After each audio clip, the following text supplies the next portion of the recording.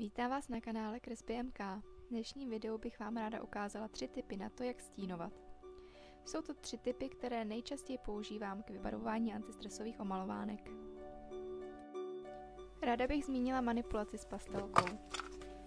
Nejdřív je důležitý si pastelku správně ořezat, tak, aby měla špičku.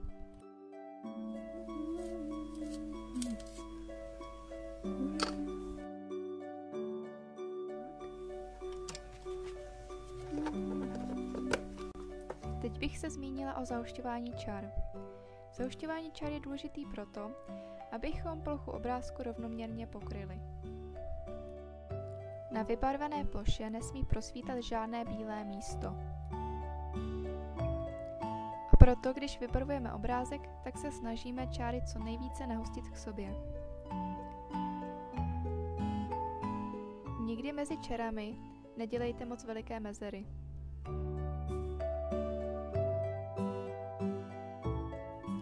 Je moc důležitý, abychom obrázek vybarvili vždy alespoň 3 vrstvami. První vrstva nepokryje plochu dostatečně silně. Proto uděláme ještě druhou vrstvu a přes ní překryjeme ještě 3. vrstvu. Takhle se zbavíme veškerých bílých míst.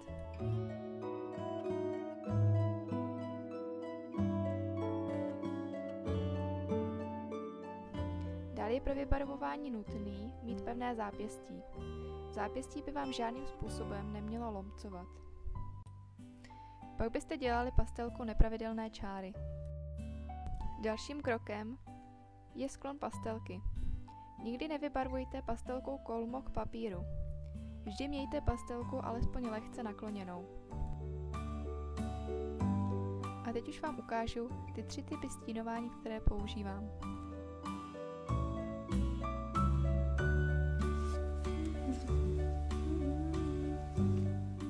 První způsob, který můžete pro stínování použít, je, že začneme od nejsilnějšího tlaku, který na pastelku vyvíjíme a budeme postupně povolovat.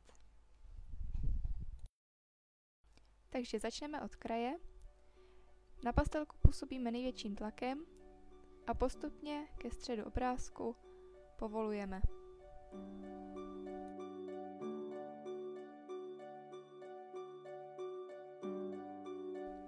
Povolujeme do té doby, dokud barva není úplně roztracena. Takhle pokračujeme po celé ploše obrázku. Začneme od největšího tlaku a postupně povolujeme.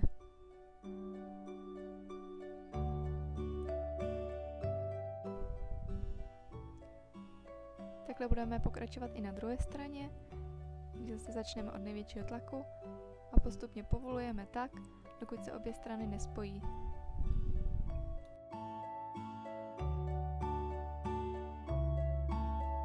Tenhle způsob stínování používám nejčastěji a je taky tím nejjednodušším.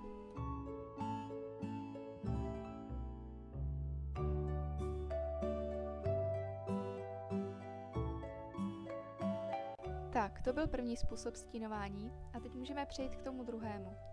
Druhý způsob stínování je ten, že si plochu obrázku pokryjeme nejslabší vrstvou. Rovnoměrnosti zase dosáhneme tím, že si přes sebe překryjeme několik vrstev.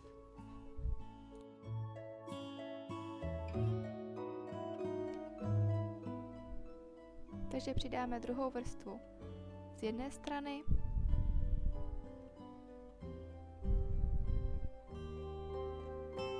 a 3. vrstvu z druhé strany.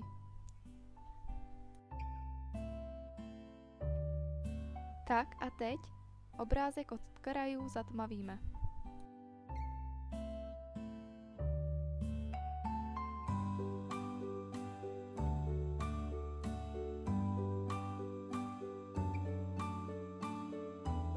Tak a aby přechod mezi barvami nebyl moc silný, snažíme se pastelku povolovat tak, aby obě barvy splynuly. A tímto způsobem zase pokračujeme po celé ploše obrázku. Tenhle způsob stínování je vhodný pro obrázky, které mají velikou plochu na vybarvování. Je daleko rychlejší a pohodlnější než první způsob. A třetí způsob stínování je o tom, že si nejdřív obtáhneme kraje celé plochy a potom ji doplníme o nejsvětlejší vrstvu. Tenhle způsob stínování je nejvhodnější pro detailní kresby, kdy se bojíme, aby jsme kraje nepřetáhli.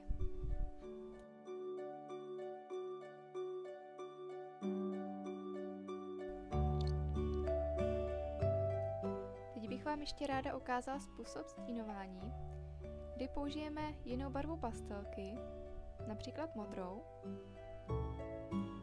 a použijeme první způsob stínování a potom si vezmeme druhou tmavší pastelku, kterou překryjeme přes modrou. Je to vlastně způsob stínování, kdy přes sebe překrýváme dvě různé barvy.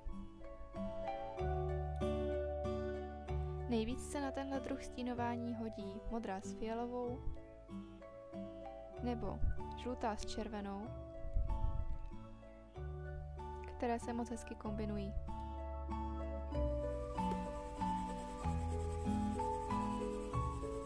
Žlutou a přidáme červenou. Tahle kombinace se skvěle používá na vybarvování oblohy nebo na vybarvování rostlin, kde chceme udělat více barevné.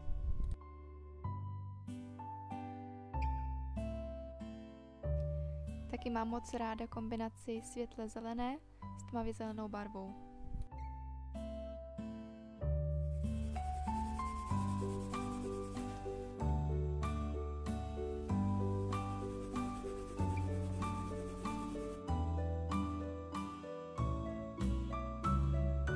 A taky kombinace světle zelené s hnědou barvou.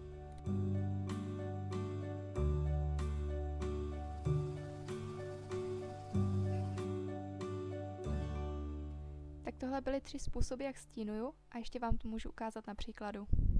Vezmu si omalovánky Tajná zahrada, na kterých vám ukážu tyto způsoby stínování.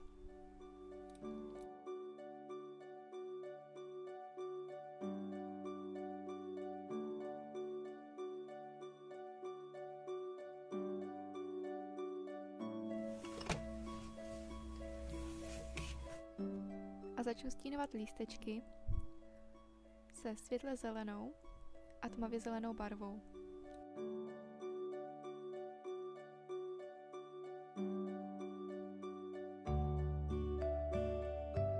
Takže pastelky si nejdřív pořádně ořežu, aby jsem vybarvila všechny detaily a nepřitahovala přes okraje.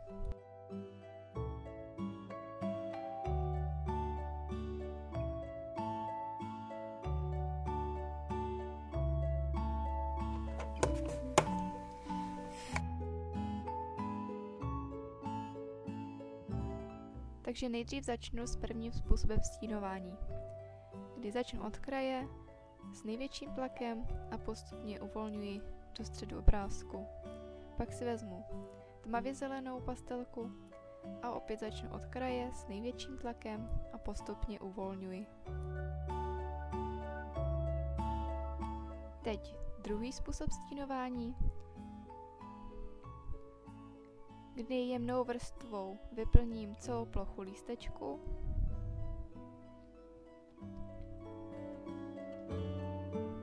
a pak u krajů zatmavuji. Teď si zase vezmu tmavě zelenou pastelku a opět u krajů zatmavuji.